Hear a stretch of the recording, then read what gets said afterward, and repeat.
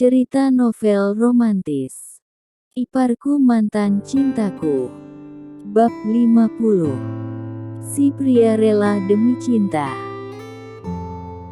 Setelah kejadian itu, Harry terus berlari di koridor rumah sakit, saat ia dikabarkan oleh Windini lewat pesan chat jika ia sedang berada di rumah sakit, dan dihadang oleh segerombolan pria. "Sayang, apakah ada yang sakit?" tanya Harry saat melihat Windini berada di lorong rumah sakit sedang menelponi seseorang. Harry terus memeriksa seluruh badan Windini sampai memutar-mutarnya, takut Windini terluka. "Sayang, aku tidak apa-apa, tapi Salwa." Hiks. Ucap Windini terhenti, dan mendekap suaminya. Windini cukup terguncang saat melihat dahara di bahu Salwa yang membasahi bajunya akibat berusaha melindungi Windini. Bayangan kejadian pada saat peristiwa Mama Diana tertembak saat melindunginya terlintas kembali di pikirannya. Salwa akan baik-baik saja kan? Dia tertembak karena berusaha melindungiku. Aku takut Salwa akan terjadi sesuatu padanya. Hiks. Ucap Windini masih di dalam dekapan Harry. "Sudah sayang, Salwa akan baik-baik saja. Aku akan melakukan pengobatan yang terbaik untuk Salwa. Kamu jangan khawatir," sahut Harry mencoba menenangkan Windini. Ia mendekap erat Windini dan mengelus pucuk kepala Windini. "Ya sudah, kita duduk dulu di situ sambil menunggu dokter selesai menangani Salwa yang sedang melakukan operasi untuk pengangkatan peluru yang menyerang di bahu sebelah kiri Salwa." Windini duduk di atas kursi bersama Harry. Windini masih mendekap Harry, dan Harry dengan setia menenangkan Windini yang masih terguncang dengan kejadian yang baru ia alami. "Dek, bagaimana keadaan Salwa?" tanya Julfin pada Windini dengan nafas yang tersengal akibat terus berlari. Windini menghubungi Julfin untuk memberitahukan tentang kejadian yang menimpa Windini dan Salwa. "Salwa sedang dioperasi untuk mengeluarkan peluru di bahunya, Kak," jelas Windini. "Memang bagaimana kejadiannya?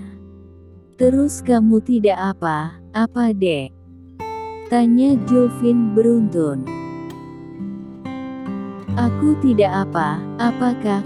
Saat di jalan kami dihadang dengan 8 orang pria. Saat kami sudah dapat melumpuhkan 5 orang pria, namun salah satu di antara mereka mengeluarkan pistol dan mengarahkan padaku. Dengan cepat Salwa mendorongku dan melindungiku. Akhirnya Salwa yang terkena tembakan itu, dan beruntungnya hanya bahunya yang terkena, bukan pada organ yang fatal," jelas Windini. "Aku akan menyelidikinya, sayang. Siapa orang yang berusaha untuk melukaimu?" sahut Harry. "Iya bro, kalian harus berhati-hati. Sepertinya ada yang mengincar keselamatan kamu, Dek," ucap Julfin menimpali. "Sebentar sayang," ucap Harry beranjak dari duduknya untuk menghubungi seseorang. Saat Julfin dan Windini masih menunggu di depan pintu operasi, tidak lama seorang dokter keluar dari ruang operasi. "Bagaimana keadaan pasien, dokter?" tanya Windini dan Julfin bersamaan. "Pelurunya berhasil dikeluarkan di dalam tubuh pasien, namun pasien butuh donor dahara. Karena pasien cukup banyak mengeluarkan banyak dahara, dan golongan dahara pasien AB negatif, di rumah sakit ini tidak ada persediaan dahara tersebut. Ucap dokter. Ambil dahara saya dokter. Ucap Julfin. Baiklah, mari kita cek terlebih dahulu. Ajak dokter. Tidak beberapa lama, Harry datang menghampiri Windini. Sayang, mana Julfin? Tanya Harry, dan merangkul bahu Windini. Sedang mendonorkan daharanya untuk Salwa, kata dokter. Salwa mengeluarkan banyak dahara dan Kak Julfin sedang mendonorkannya, sahut Windini. Julfin terus menatap wajah Salwa yang masih memejamkan matanya karena pengaruh obat bius. Setelah Julfin mendonorkan dahara pada Salwa, Salwa langsung dipindahkan ke ruang rawat inap. Sayang, kita pulang dulu, kamu harus istirahat juga. Lagi pula kamu harus berganti pakaian, pakaian kamu juga terkena banyak darah. Ajak Harry pada Windini yang terlihat masih terguncang. Iya dek, sana pulang, biar Salwa kakak yang menjaga. Ucap Julfin menimpali. Tapi, sahut Windini masih menatap Salwa. Salwa baik-baik saja di sini, banyak dokter dan suster akan menjaganya. Ucap Harry. Iya dek, ada kakak juga di sini, sahut Julfin. Ayo sayang, ucap Harry lagi. Dengan berat hati Windini melangkahkan kakinya keluar dari kamar Salwa. Sayang, apakah kamu menginginkan sesuatu? Tanya Harry pada Windini, karena selama di perjalanan Windini terus terdiam. Tidak sayang, sahut Windini tersenyum tipis. Maafkan aku sayang, di saat kamu membutuhkan aku malah tidak ada untukmu.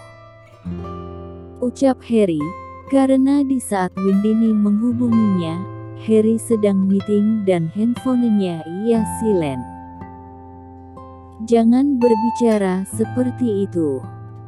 Sudahlah, jangan menyalahkan dirimu sendiri, sahut Windini.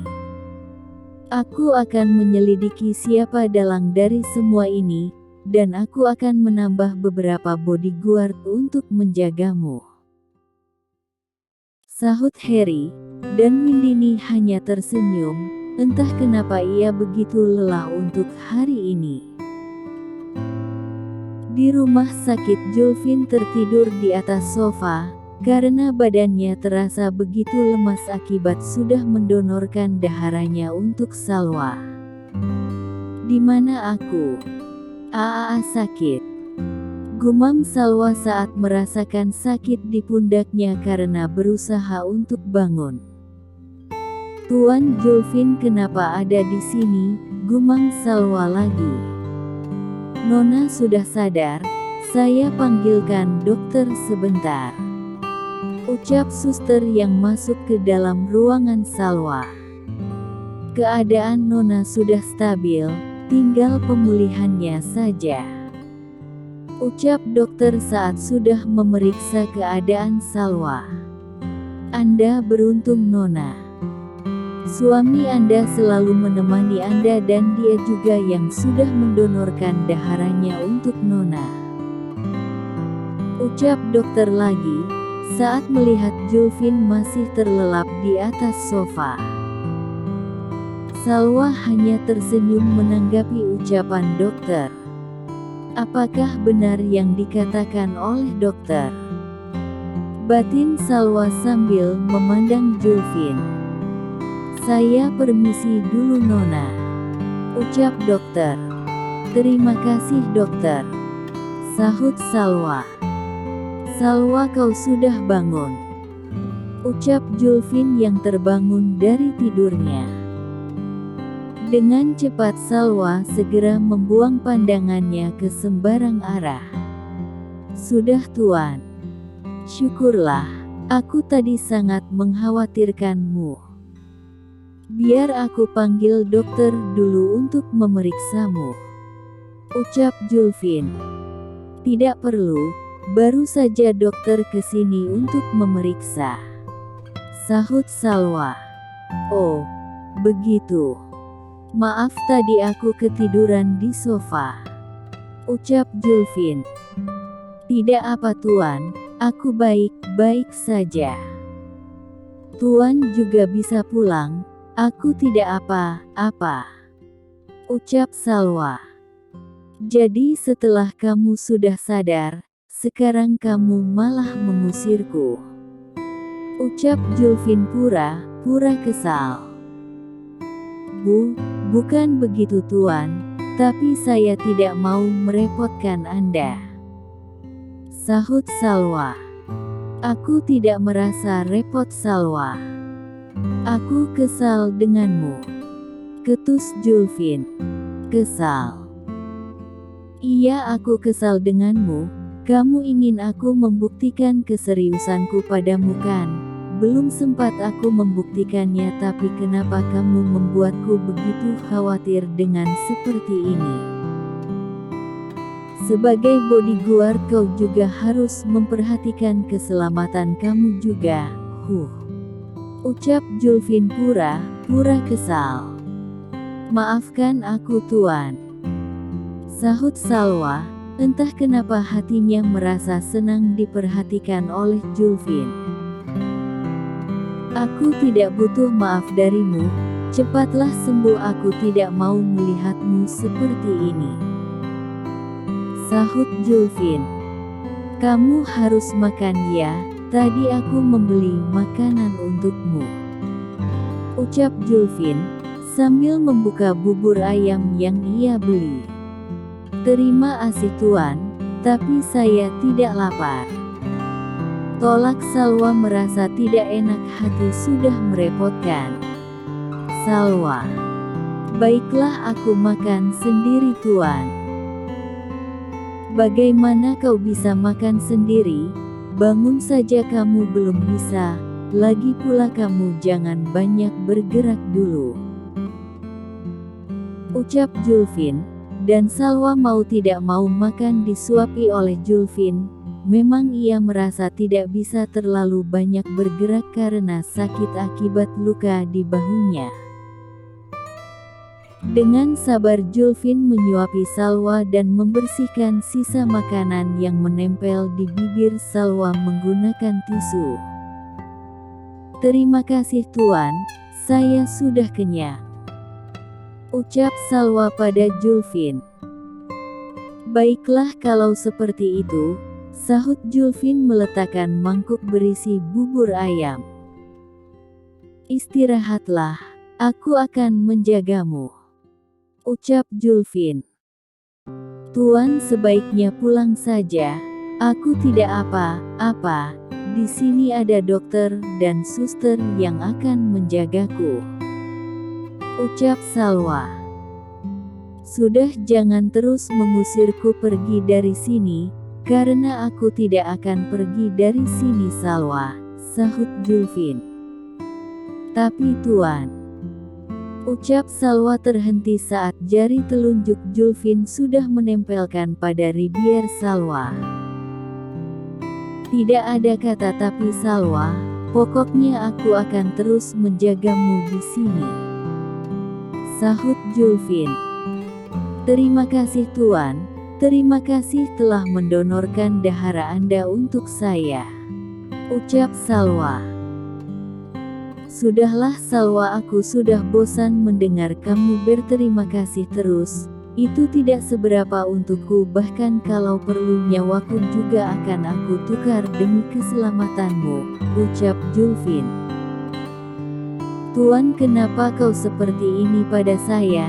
Jangan buat saya berhutang budi pada Anda, sahut Salwa. Kau tidak perlu merasa berhutang budi padaku Salwa, sudah kamu istirahat agar kamu cepat sehat kembali, ucap Julfin yang diangguki oleh Salwa. Salwa menyelimuti seluruh badannya hingga menutupi wajahnya, sedangkan Julfin duduk di atas sofa yang berada di kamar rawat Salwa sambil memainkan benda pipih miliknya. Lanjut ke bab 51.